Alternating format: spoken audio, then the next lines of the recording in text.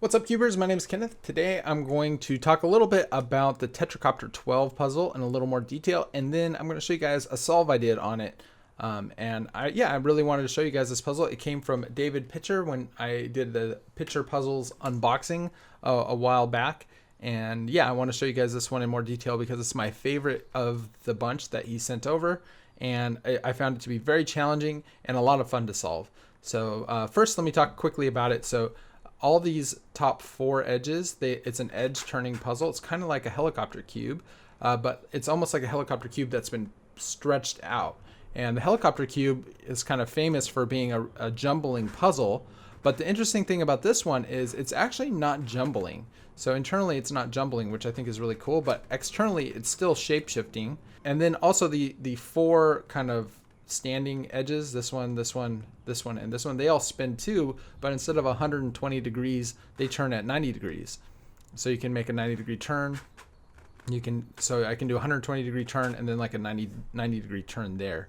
And then, yeah, so these 120-degree turns always work no matter what. But these 90-degree turns, because of external bandaging, like you see this one sticking out, it causes this one to not be able to turn because this one's kind of sticking out. So that's external bandaging from shapeshifting, but it's not jumbling, which I think is pretty interesting. And like I said, I don't quite understand why that is. But yeah, I think it's pretty cool. And it's a super challenging puzzle. I had to come up with about 7 algorithms. It's hard to see. The algorithms were pretty hard to come up with, I would say. And it took me many hours to solve it the first time, and then many more hours to kind of like finalize a full solution for it. But now I've got a solution where I can solve it every time, and so I'm really happy about that. Anyway, I'm going to show you guys a solve video, and I'm going to start that now. So first I got to scramble the puzzle. Scrambling actually takes a long time. It took me about 5 minutes to get a really good scramble. And yeah, all that shape shifting causes kind of bandaging, and so that can really slow you down in a good scramble. But yeah, so anyway, now I'm doing some inspection, and then I'm actually going to start solving the puzzle. And yeah, I'm going to talk about how I'm solving the puzzle and kind of what steps I'm doing as you guys are watching. So yeah, the first step obviously is to get the shape back, right? The shape's all screwed up. When the shape is all messed up, it can cause a lot of bandaging in the kind of the 90-degree turning axes. So yeah, you need to get it back into its shape so that you're free to make those turns and to be able to solve the puzzle. So yeah, the main difficulty in getting the shape back are these kind of like tooth pieces, I'm going to call them. They're the kind of inner triangles that kind of stick out like really sharp teeth, like a saber-toothed tiger pieces. Hopefully that's descriptive enough for you guys to understand what pieces I'm talking about. But yeah, it's like the sharp pieces that sometimes are sticking out, like that orange one there that sticks out. And I don't know if you guys understand. But basically, yeah, these pieces, they are kind of the center axes for the 120-degree turn moves. And yeah, they only can really be broken apart when you do like the 90-degree turns. So once they're all kind of oriented, then the puzzle is a lot easier to manipulate. So I'm trying to orient them all. You can see this right face there is done. Let's see. Now it's the front face, I guess. But yeah, anyway, I'm trying to orient them all. And orienting them, it wouldn't be too difficult if it didn't bandage. So the puzzle's bandaging, and so it makes it very difficult to fix them and to fix the shape shifting. So yeah, that's what I'm doing here. I'm trying to fix all those inner triangles. Once the inner triangles are done, then you got to worry about kind of the rest of the shape shifting. But right now, my main focus is getting those inner triangles.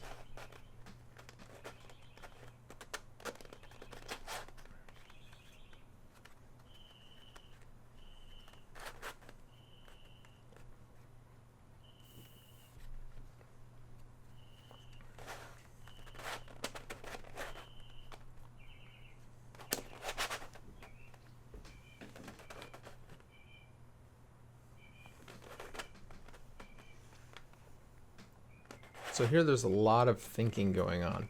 I'm trying to plan my moves because I have an algorithm that will kind of orient those triangles, but it doesn't always work depending if the puzzle's shape shifted and it bandages. So I was able to perform it there, and now I believe, am I done? I think I'm done orienting all those triangles. So now you can see I'm like speeding up a little bit because now the puzzle is less bandaged and I can actually make moves. And now all I have to do, now that that part's done, is I need to kind of match up these broken pieces. Like these pieces kind of been broken up and I have to match them up. And that's not nearly as difficult as kind of orienting those triangles. So now I'm kind of excited that that first kind of partial step is done in getting the shape back.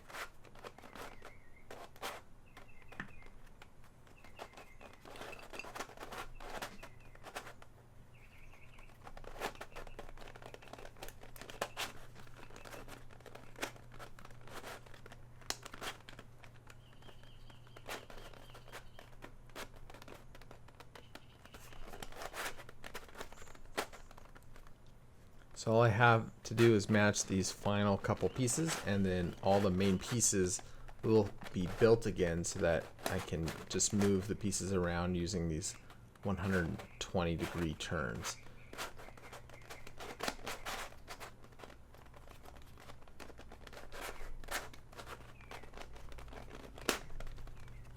So there we go. I've matched all the pieces. So now I can put them back with just simple block building kind of turns. There we go. So 4 minutes 23 seconds and I've got the puzzle back into its shape. And that's the most difficult part of this solve. And it actually might be tied with the second part of the solve. And that is to actually, now that I've oriented the puzzle, or at least all the inner triangles, now I need to permute those triangles and put them in the right place. So I'm trying to solve all those inner triangles, the saber-tooth pieces, if you will. And I came up with basically two algorithms that I use, and sometimes I mirror them. And I have one algorithm that kind of will swap two corners that are really kind of far apart, and another algorithm that will kind of swap two of those kind of inner triangles in a more difficult way. So this is the easy algorithm right there. That one will swap two that are kind of far apart, and then there's a harder algorithm that's kind of longer, and that one will swap them. And there's a lot of thinking in this step, so a lot of time I have to like figure out, kind of plan ahead. If I'm going to switch these two, is it closer, or you know what I mean? So there's a lot of thinking here. It's not so much a plug and play type of algorithm. It's more of like, so if I swap these two, it's also going to swap these two, and is that going to make it better or worse? And so there's a lot of thinking.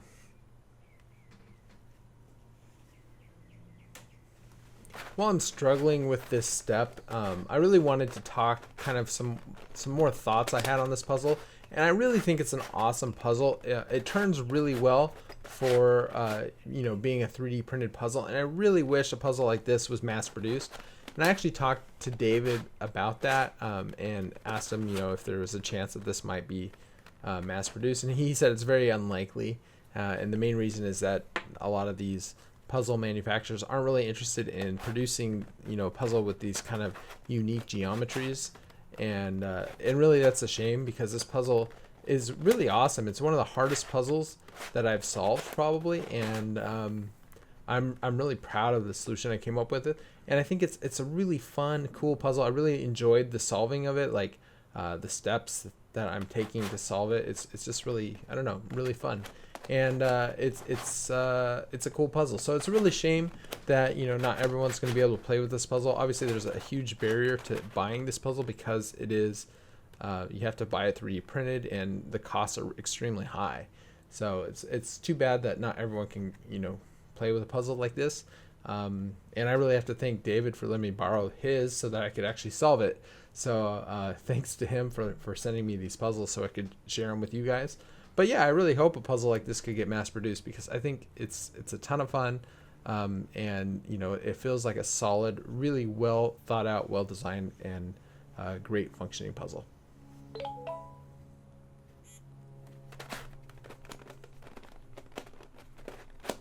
So you can see all these long breaks I'm taking. I think those breaks could be removed the more I practice this puzzle and kind of come up with better strategies on kind of executing these algorithms.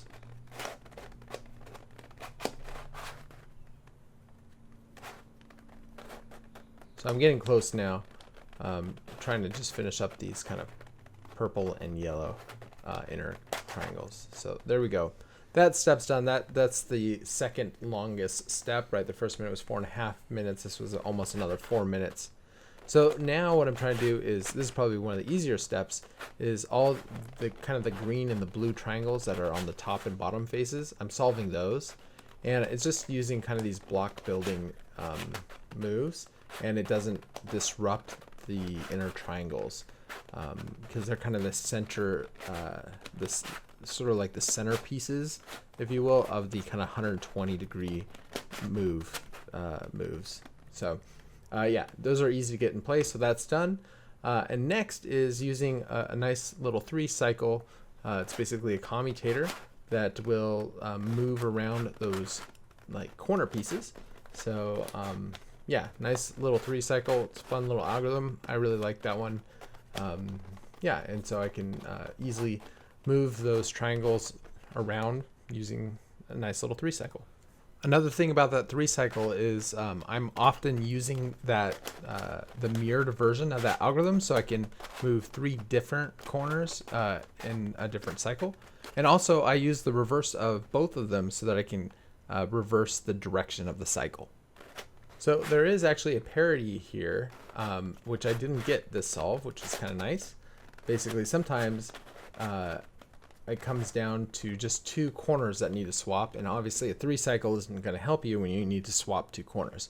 So I do have a kind of a long algorithm that will kind of help me fix that. But yeah, that's really time consuming, and I'm really glad I didn't get that here. So now I'm off to the final step, and all that's left are these inner center pieces. And I have another 3-cycle that I came up with. It's also like another commutator. And yeah, so I'm trying to use that, apply that properly so that I can finish the puzzle. I'm also using conjugates here, which are basically setup moves, so that I can use this 3-cycle and be more effective about what pieces I'm moving around. And besides that, I'm also doing it in reverse sometimes. That way the cycle goes in the other direction. So this is another step that kind of requires a bit of thinking, because I'm trying to use this commutator, try to use it backwards to make it go the other direction, so I don't have to use it twice when I'm trying to cycle something the other way. And anyway, all that confusion sometimes will screw me up, and it screws me up right here. I'm only probably 1 3-cycle away with the setup move, but instead I screw up and now I'm further away. So I have to apply that algorithm properly. So I screwed up, so now I got to fix that.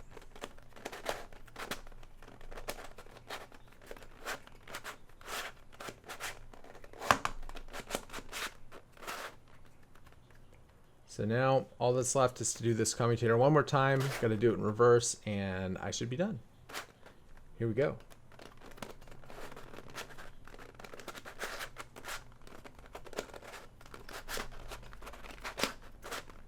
And done. So there we go.